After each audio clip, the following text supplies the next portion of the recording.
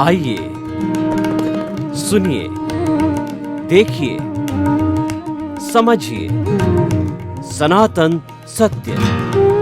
जैसी दृष्टि वैसी सृष्टि, दृष्टि विज्ञान। कुदरत, कुदरती रचना एवं कुदरत के कानून से शाश्वत सुख की प्राप्ति।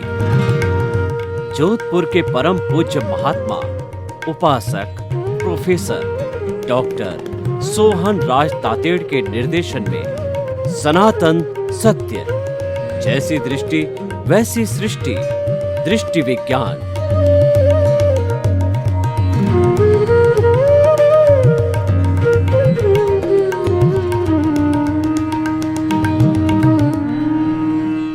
आध्यात्मिक कार्यक्रम आत्मविज्ञान, साइंस ऑफ द सोल में आपका हार्दिक स्वागत, अभिनंदन है, सत्कार है।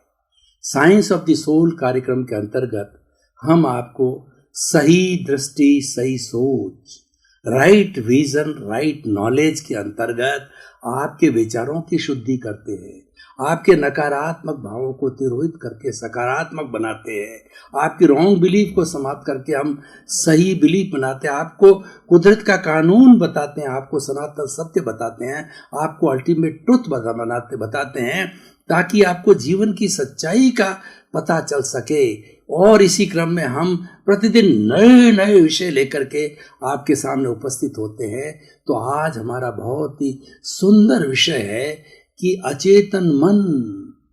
हमने पहले निर्धारित किया, 3 तरह के मनों की बात की।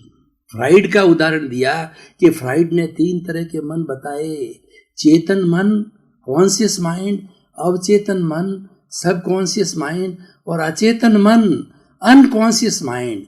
उस अचेतन मन की आज हम व्याख्या करते हैं। चेतन मन स्थूल शरीर पर कार्य करता है। अवचेतन मन ब्रिज है जो चेतन और अचेतन के बीच में रहता है और सबसे बड़ी फैक्ट्री है, सबसे बड़ा काम करता है, रूपांतरण का काम करता है। ब्रिज कितना इंपॉर्टेंट होता है 2 तटों को, नदी को पार करने में, समुद्र को पार करने में, वही कार्य हमारा अवचेतन मन करता है। अब हम अचेतन मन की तरफ आते हैं, अनकॉन्शियस माइंड। जैसा कि इसके नाम से ही हम पता कर सकते हैं कि अनकॉन्शियस अवस्था में रहता है, यानी ये वेयर हाउस है, ये स्टोर है, और इसके भीतर जन्म जन्मांतर की दबी हुई इच्छाएं रहती है। और जैन धर्म की भाषा में बात करें तो इसको कार्बन शरीर कहते हैं। सांख्य दर्शन की भाषा में बात करें तो इसको लिंग शरीर कहा जाता है। और मेडिकल साइंस की भाषा में बात करें तो इसको जो है वो कॉजल बॉडी कहा जाता है।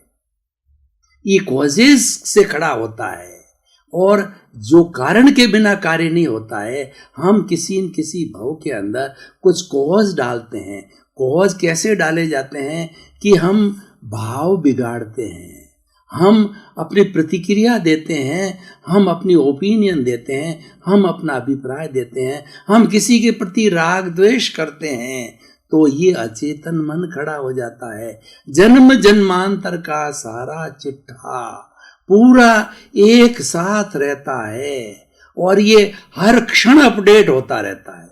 जैसे कि आज हम कंप्यूटर की भाषा में कहते हैं कि update your software, update your word file, update your programme.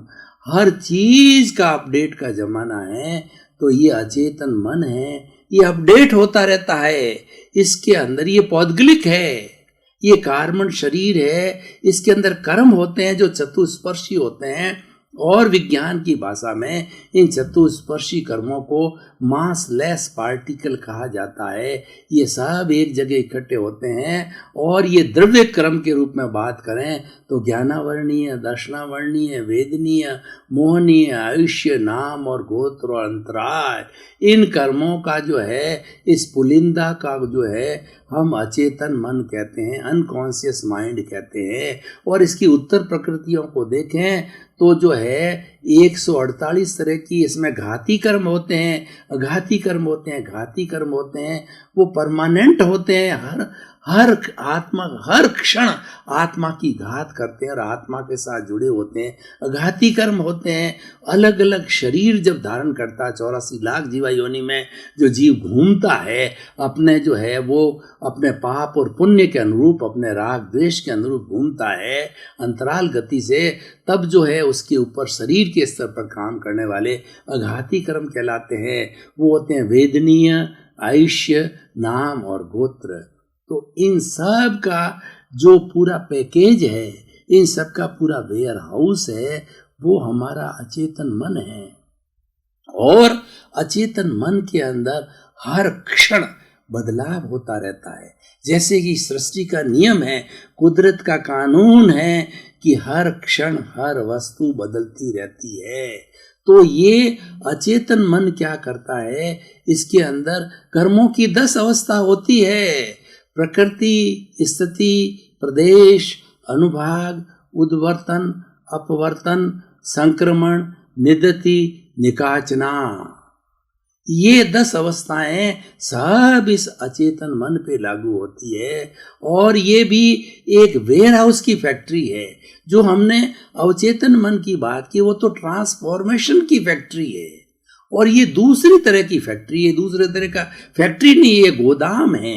यहाँ तो इकट्ठा होता रहता है, और जब उदय आता है, प्रारब्ध का समय होता है, तो कर्म यहाँ से छूट करके, और ये दोनों आत्मा और कर्म शरीर जो है इस तरीके से जुड़े हुए हैं कि तेल और पानी की तरह मिक्स नहीं होते, दोनों को अलग किया जाता है। ऐसा नहीं कि घुल मिल गए और ये एक दूसरे से अलग नहीं होते हैं। एक दूसरे से ये तेल और घी या पानी की तरह, जैसे कि तेल या घी है पानी के ऊपर जो है तैरता रहता है, लेकिन वो कभी मिक्स नहीं होता है, कितना ही मत हो। उसको टंकोत्कीर्ण कहा जाता है कि टंकोत्कीर्ण की अवस्था आत्मा की वह होती है कि कार्बन शरीर के साथ तो रहती यौगिक रूप में, कंपाउंड बन जाता दोनों का। जैसा ये हमारा शरीर है, ये जड़ और चेतन का जो है सामंजस्य है, उसका जो है यौगिक है, लेकिन दोनों अलग अलग है।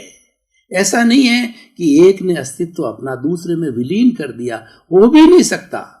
किसी भी युग के अंदर, किसी भी भव में, भूत में, भविष्य में, वर्तमान में, किसी भी काल के अंदर ये एक नहीं हो सकते, एक दूसरे में विलीन नहीं हो सकते और एक दूसरे के अंदर ब्लेंड नहीं हो सकते हैं। ये जो है अपना अपना अस्तित्व बनाए रखते हैं। जड़ जो है हमारा, ये चेतन मन जड़ है। उस अचेतन मन से ये शरीर मिला है।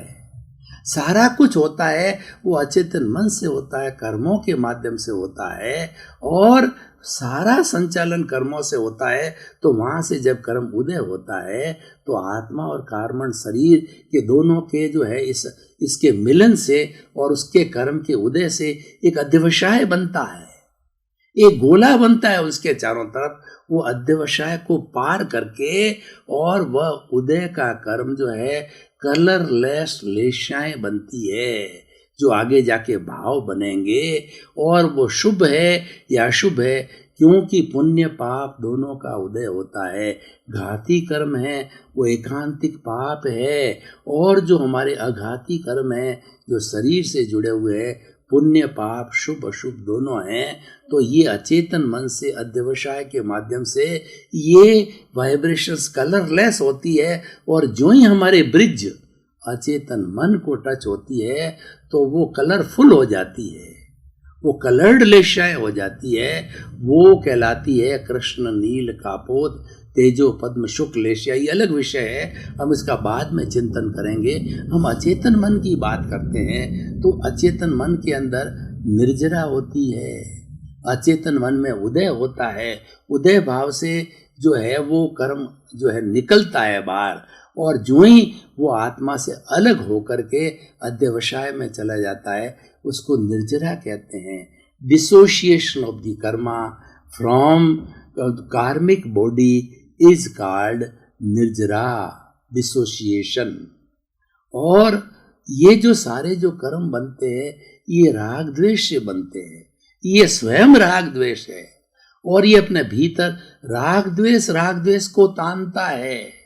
ये हमारी आत्मा तो एक साक्षी भाव है, ज्ञाता दृष्टा भाव है, ये अक्रिया है, ये अमूर्त है, ये अजर है, ये अमर है, उसकी प्रेजेंस से काम होता है। लेकिन करने वाला सब कार्बन शरीर है, ये मौजूद होता है तो ये अपने बाहर जो मन वचन काया रूपी 3 योग होते हैं, योग प्रवृत्ति करते हैं और ये मन वचन काया हर वक्त प्रवृत्ति करते रहते हैं। और जब प्रवृत्ति करते हैं तो ये बाहर से परमाणुओं को तानते हैं और तान करके और ये अपने इसके भीतर ले आते हैं। राग द्वेष के साथ में राग द्वेष जुड़ जाता है। जैसा जैसा कर्म बंधन होता है उनकी 148 तरह की जो उत्तर प्रकृतियां हैं उसमें जाके मिल जाता है। ये मान के चलिए कि कोई भी एक गोदाम है या कोई भी बॉक्स मान लीजिए, उस बॉक्स में 148 खाने बने हुए हैं। जब कर्मों का बंधन होता है तो वो कर्म जो है 148 प्रकृतियों में डिवाइड होकर के जो जो अपना खाना है उसके अंदर चले जाते हैं, वो संचित हो जाते हैं, वो बंद हो जाता है। और उसका प्रकृति स्थिति प्रदेश अनुभाग के हिसाब से जब उसका उदय काल आता है, उस खाने में से निकल करके और इस अचेतन मन को छोड़ करके अध्यवसाय में जाते हैं। जो ही अचेतन मन से जो है कर्म छूटा तो ही वह निर्जरा कहलाती है। इसीलिए भगवान महावीर ने संवर और निर्जरा 2 धर्म बताए हैं कि बाकी तो सब उसका विस्तार है। संवर का अर्थ होता है कि जो कर्मों का आने का द्वार है उसको बंद कर दीजिए। हमारे किसी टंकी के अंदर, किसी तालाब के अंदर पानी आता है, उस पानी के आने का जो रास्ता होता है, जो नाला होता है, वो आश्रव कहलाता है। और दार्शनिक भाषा में आश्रव में से पुण्य और पाप के परमाणु आते हैं। जब उदय में आते हैं, जो पुण्य और पाप का वो असर दिखाते हैं, उसकी इंटेंसिटी दिखाते हैं, अनुभाग दिखाते हैं। लेकिन आने के द्वार को जो हम आश्रव कहते हैं, और आश्रव 5 तरीके से भीतर आता है, जो अविरति, प्रमाद, कषाय और योग। इसी तरह से मिथ्यात्व, अविरति, प्रमाद, कषाय और योग के माध्यम से ये जो भीतर आते हैं, अब जो ही हम इसको बंद कर देते हैं, हमने घर का दरवाजा बंद कर दिया तो व्यक्ति का बाहर से आना बंद हो जाता है। हमने कर्मों के द्वार को बंद कर दिया, मैं पानी आने के द्वार को बंद कर दिया, हमने पुण्य पाप के आने को द्वार को बंद कर दिया, तो भीतर जो पड़ा है फिर उसका शुद्धिकरण चालू होता है, उसकी निर्जरा होती है। और ये निर्जरा होते होते जब शुद्ध हो जाता है तब ये आत्मा अलग और ये अचेतन मन, अनकॉन्शियस माइंड अलग। अनकॉन्शियस माइंड जो है ये अलग होकर के और ये ब्रह्मांड के अंदर, ये सृष्टि में चला जाता है और पुद्गल के अंदर विलीन हो जाता है। तो इसीलिए ये अचेतन मन है को समझना बहुत इम्पोर्टेंट है, क्योंकि ये उद्गम स्थल है, ये गंगोत्री है। सब कुछ यहाँ आता है और सब कुछ यहाँ से जाता है। ये हमारी अल्टीमेट मंजिल है।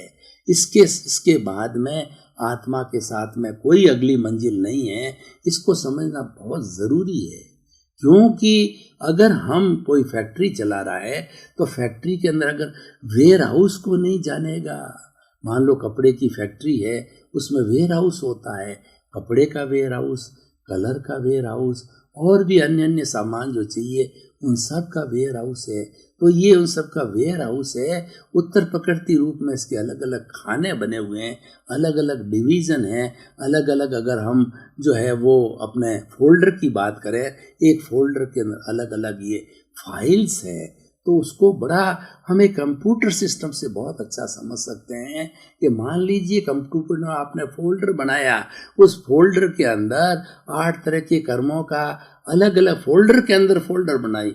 मूल फोल्डर तो हो गया हमारा अचेतन मन, कार्बन शरीर हमारा जो है, ये हमारा जो मतलब कैजुअल हमारी जो है कॉजल बॉडी, या हमारा लिंग शरीर हो गया।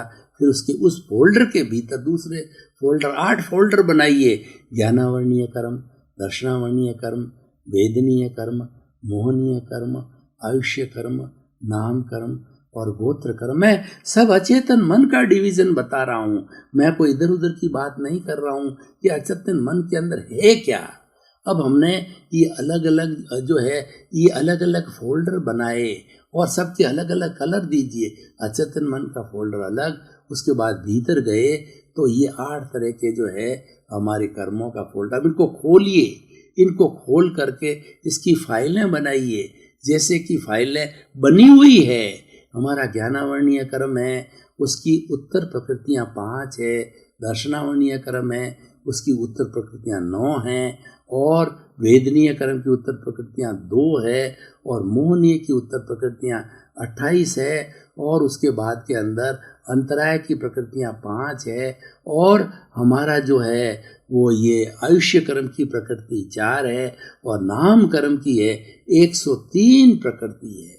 सबसे बड़ा नाम कर्म के खाने बहुत बड़ा है, क्योंकि नाम कर्म हमारा मन वचन काया योग से जुड़ाता है। इसलिए शुभ नाम कर्म कब होता है? जब हम मन वचन काया की प्रवृत्ति जो है वो जैसा हम करते हैं वैसा हम सोचते हैं, मतलब उसके एकात्मकता होनी चाहिए, उसमें कथनी करनी में अंतर नहीं होना चाहिए। तो इस कारण से जो है ये हमारा सारा होता है। और उसके बाद में गोत्र कर्म होता है, उसकी प्रकृतियां भी शुभ अशुभ दो होती है। ये सारा इसके भीतर जो है जमा है और इसकी शुद्धि बिना मुक्ति नहीं है। ये राग द्वेष का जो है ये राग द्वेष से बना है। और ये राग द्वेष से कॉजेज डालने से जो है ये हमारा कर्म बीज से ये कर्म बीज पड़ते हैं इसके अंदर, और अगले जन्म में जाकर के ये कर्म फल देता है। कर्म फल से सुख दुख की अनुभूति होती है। ये सारा देने वाला यही है, यहीं पर होता है। इसको कार्मण शरीर को समझना बहुत ज़रूरी है। और ये चतुस्पर्शी है, ये मासलेस पार्टिकल। अब मैं एक बहुत बड़ी बात बताना चाहता हूँ।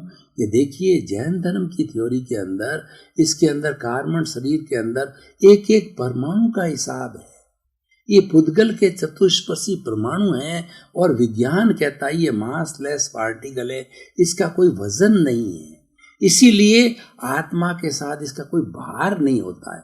अगर इसका वजन होता तो ये टनों टनों, अगर हम अस्पर्शी रूप के अंदर इसको मानते या हो जाता तो टनों टनों बंद हमारा, क्योंकि जन्म जन्मांतर का है ये कार्बन शरीर, टनों बंद होता। लेकिन क्योंकि मासलेस पार्टिकल है, चतुस्पर्शी है, इसीलिए इसका कोई वजन नहीं है और ये एकदम अमूर्त की तरह पौद्गलिक है। अमूर्त इसलिए कहते हैं कि ये दिखाई नहीं देता किसी इंस्ट्रूमेंट से। विज्ञान ने अभी तक कोई ऐसा इंस्ट्रूमेंट जो है वो इन्वेंट नहीं किया है कि चतुस्पर्शी पुतलों को पकड़ ले। अस्पर्शी को पकड़ते हैं जो हमारा अवचेतन मन है, हमारा जो तेजस शरीर है, उसके अंदर कर्लियन फोटोग्राफी से फोटो लिए गए हमारा ओरा है जो कि हमारे अवचेतन मन से बनता है। जो कोई भी बीमारी होती है वो 6 महीने पहले अवचेतन मन में आ जाती है और ओरा में आ जाती है। अगर साधक व्यक्ति है, जानकार व्यक्ति है, साधनाशील है, तो उसको मालूम पड़ जाता है कि मेरे साथ में क्या इष्ट होने वाला है, क्या अनिष्ट होने वाला है। क्योंकि वो रूपांतरण होता है, वो सारा हमारे इस जो है तेजस शरीर में होता है, हमारे सबकॉन्शियस माइंड के अंदर होता है, मालूम पड़ जाता है, उसे ओरा बनता है। उस ओरा के कर्लियन फोटोग्राफी से फोटो लिए जा सकते हैं क्योंकि वो अष्टस्पर्शी है, चतुस्पर्शी है कार्बन शरीर के। अभी तक कोई डिजाइन नहीं। भगवान महावीर की सारी साधना क्या थी? भगवान महावीर की सारी साधना ज्ञाता दृष्टा की साधना थी। वो मात्र इस अचेतन मन को देखते थे। अचेतन मन में क्या हलचल चल रही है, अचेतन मन के अंदर, क्योंकि उन्होंने संवर कर दिया था, वो साधु बन गए थे, वो जो है वो 9 कोटिक उनके त्याग थे, तो उनका संवर हो चुका था, उनका सारा कर्म बंद रुक गया था। तो ये भीतर, इसके भीतर उसकी निर्जरा करते रहे, वो उदीर्णा करते रहे। उन्होंने इनवाइट किया जब कोई हम साधना करते हैं, सामायिक करते हैं, आलोचना करते हैं, प्रतिक्रमण करते हैं, प्रत्याख्यान करते हैं, किसी भी और हमारे 12 तरह के तप है, जो कि हमारा अनशन, उनोदरी, भिक्षाचरी, रस परित्याग और काय क्लेश और भीतर के प्रायश्चित, विनय, वैयावर्त, स्वाध्याय, ध्यान, ये हमारी जो 12 तरह के तप की हम साधना करते हैं, ये उदीर्णा की साधना है। हम टाइम से पहले इनवाइट करते हैं इन मैच्योर कर्मों को, जो कि हमारे इस कार्बन शरीर जिसके अंदर है, इसको इनवाइट करने से क्या होता है। देखिए, एक बड़ी आपको बहुत बड़ी गहरी बात बताना चाहता हूँ कि हम जितनी साधना करते हैं, इस स्थूल शरीर को तपाते हैं, उपवास करते हैं, 6 महीने की तपस्या करते हैं, सहन शक्ति करते हैं, हमारा कोई भी हमको तकलीफ देता है, गाली देता है, सबको सहन करते हैं, तो ये प्रभावित तो ये होता है, लेकिन इसको कष्ट देना हमारा उद्देश्य नहीं है। हमारा उद्देश्य तो दूसरा है।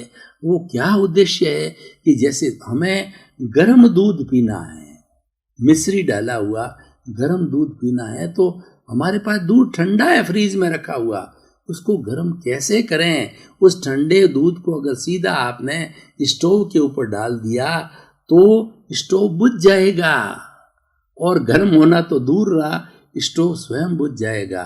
तो हमने क्या तरकीब निकाली, उस दूध को जो है हमने एक भगोले में रखा, और भगोले को आंच पर रखा, इस आंच को हमने तपाया। तो ये जो हमारा स्थूल शरीर है, ये भगोला है, ये तपाया जाता है। और लेकिन इसको तपाना हमारा मकसद नहीं है, हमारे पास दूसरा कोई वे आउट नहीं है, दूसरा साधन नहीं है। इसके माध्यम से हम कार्बन शरीर, अचेतन मन को तपाते हैं। जब कभी भी हमने कोई धार्मिक क्रिया प्रारंभ की, तो इस अचेतन मन में टर्बुलेंस होता है। कैसे टर्बुलेंस होता है, जैसे भगोले के अंदर दूध गर्म होता है या पानी गर्म होता है, उसकी बूंदें परमाणु जगह छोड़ते हैं, जो साथ में सघन हुए थे वो स्थान छोड़ करके और बुलबुलों के रूप में ऊपर आते हैं। That is called in the technical language, that is called the turbulence. और ये होते होते सारा गर्म हो जाता है, तो सारे ठंडे परमाणु हैं वो गर्म परमाणु में बदल दे जाते हैं, और वो पूरा गर्म हो जाता है। 80 डिग्री सेंटीग्रेड, 90, 100 डिग्री सेंटीग्रेड तक भी वो पानी जा सकता है। तो हम कोई भी धार्मिक क्रिया करते हैं, संवर एक धार्मिक क्रिया है, और संवर करते ही जो है इसमें टर्बुलेंस हुआ और ये कर्म शिथिल पड़ते हैं, और ये बिखर करके और फिर जो अध्यवसाय में आते हैं, जिसको हम निर्जरा कहते हैं। इसीलिए कहा जाता है हर संवर के साथ निर्जरा अवश्य होती है। अगर संवर नहीं है और मात्र आपने सहन किया है, बिना समझ के आपने सहन कर दिया, जैसे कि पेड़ पौधे सहन करते हैं, पशु पक्षी सहन करते हैं, पेड़ पौधे सर्दी, गर्मी, बरसात के अंदर और आंधी में थपेड़े खाकर, ऐसे कैसे उनकी मजबूरी है। आपका बहुत बहुत धन्यवाद। आप आत्मविज्ञान कार्यक्रम देखते रहिए। आत्मविज्ञान कार्यक्रम आपको सद्बुद्धि देगा, आपकी रॉन्ग बिलीफ को समाप्त करके आपको राइट बिलीफ में लाएगा। उससे आपको सुख मिलेगा, शांति मिलेगी, समृद्धि मिलेगी, आनंद मिलेगा, मोक्ष मिलेगा। क्योंकि हमारा उद्देश्य है वो सही दृष्टि, सही सोच, right vision, right thinking. Wrong belief को समाप्त करके राइट बिलीफ के अंदर आ जाइए। मात्र हम दृष्टि परिवर्तन करते हैं, दृष्टि बदलती है तो सृष्टि अपने आप बदल जाती है। तो इसी क्रम में आपका जीवन आनंदमय हो, मंगलमय हो, सुखमय हो, शांतिमय हो, लोक के सब जीवों को सुख मिले, आपके प्रति मंगल भाव।